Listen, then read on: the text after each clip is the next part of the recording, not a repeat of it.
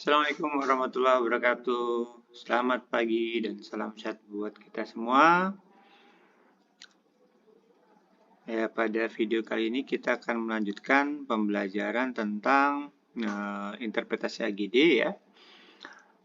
Sebelum melanjutkan materi, ada baiknya teman-teman follow, like, dan komen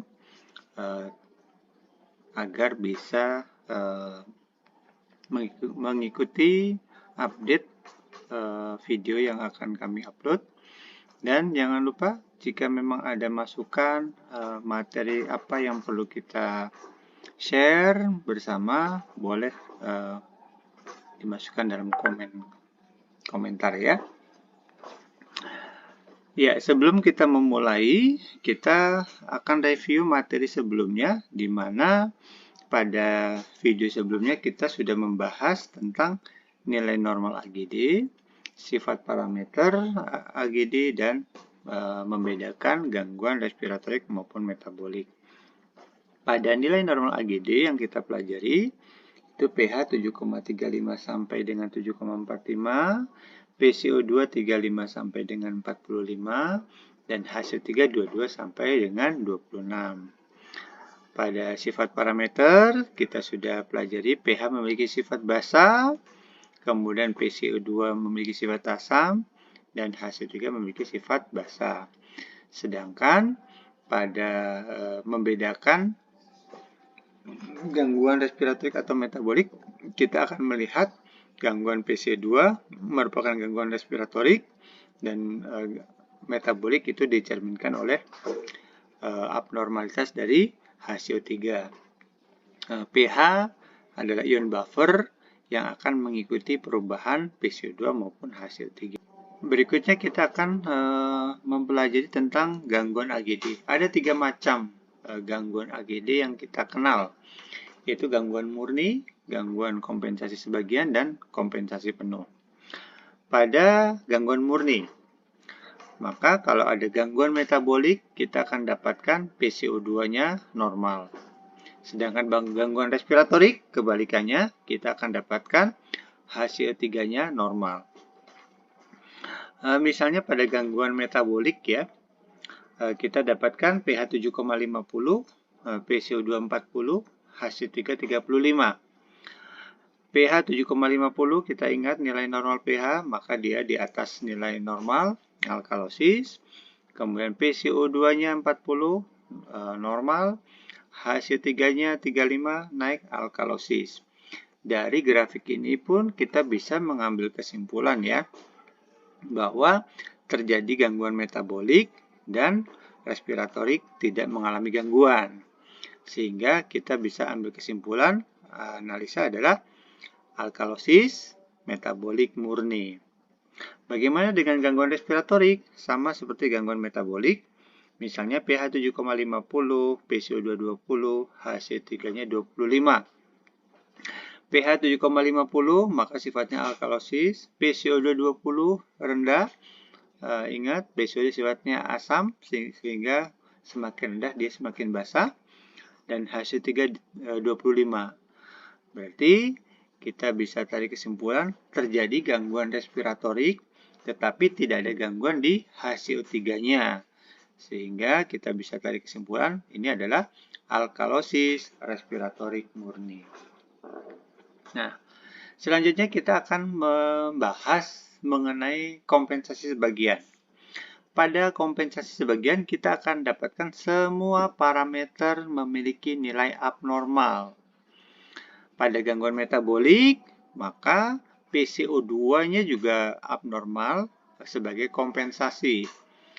Begitu juga dengan gangguan respiratorik, HC3-nya abnormal sebagai mekanisme kompensasi.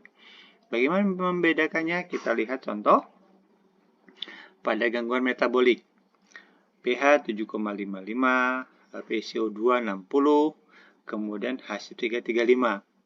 Kita tempatkan pH 7,55 naik alkalosis ya, HC3 60 naik asidosis, HC3-nya 35 naik.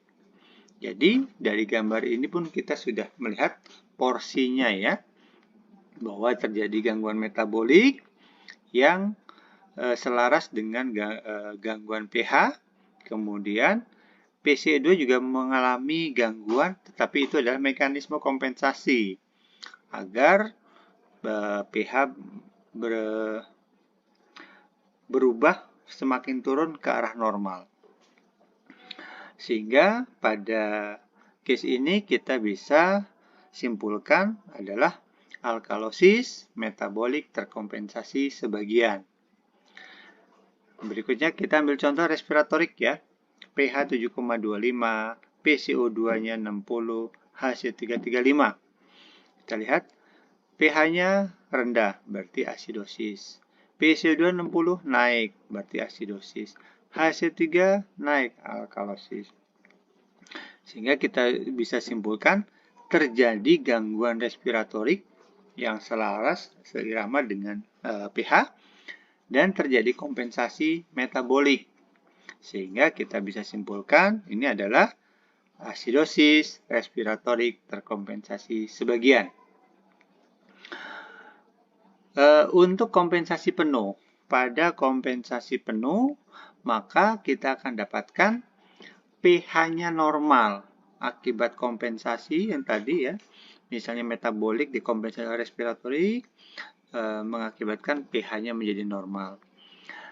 Gangguan metabolik akan terjadi kompensasi PCO2, gangguan respiratorik terjadi kompensasi HC3. Agar ada gambaran kita langsung ke contoh. pH 7,42, PCO2-nya 60, HC3 35. Maka pH 7,42 normal, HC3 naik asidosis, HC3-nya naik alkalosis. Jadi masing-masing menempati porsinya, ada 1:1. Bagaimana kita bisa membedakan apakah ini gangguan metabolik atau gangguan respiratorik? Ya, ini ada gangguan respiratorik dan gangguan metabolik. Jadi kita akan merujuk hasil pH. Apakah dia mendekati alkalosis, berarti mendekati batas normal tinggi, atau asidosis, batas rendahnya. 7,42 tentu cenderung alkalosis. Sehingga kita bisa simpulkan ini adalah alkalosis metabolik terkompensasi penuh. Berikutnya gangguan respiratorik. pH 7,37, PCO2 60, HC3 35. Berarti normal, naik asidosis, naik alkalosis. Jadi ada gangguan respiratorik dan gangguan metabolik. Berarti kita lihat lagi, dia cenderung asidosis. Sehingga kita simpulkan adalah asidosis respiratorik terkompensasi penuh.